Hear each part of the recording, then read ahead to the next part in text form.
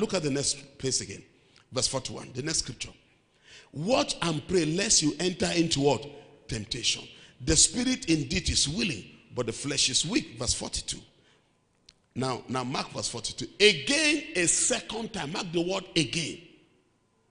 A second time. Why is he still doing the same prayer? He's persevering because he wants resolve for that prayer. I remember many years back when our church was in Adetutu Street there.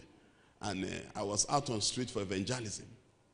And a young man I was preaching to asked me a question. He said, why is it that we, the Pentecostals referring to us, will be praying and praying and praying over one matter after Jesus says you should not repeat your prayer? Did you get the question? Because he was quoting one place, said, repeat not your prayer, because even before you pray, your Father in heaven knows what is in your heart. How many of you remember that scripture? Now, when you don't know how to reconcile scripture, you'll be confused. I said the reason why we repeat prayer, we learn it from Jesus himself. Because he prayed in verse 39, let this cup pass from me. Nevertheless, not what I will, but your will be done.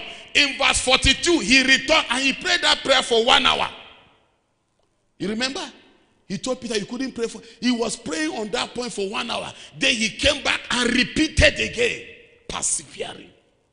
He wanted to pray until he showed the result.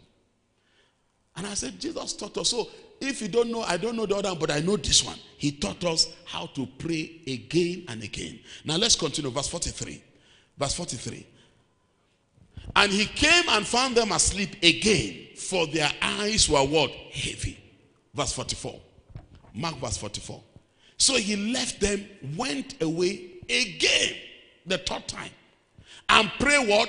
The third time. Saying the same. Oh, did you see that? Did you see that? Saying what? You must learn to persevere. Some issues required perseverance. He came back, they were sleeping.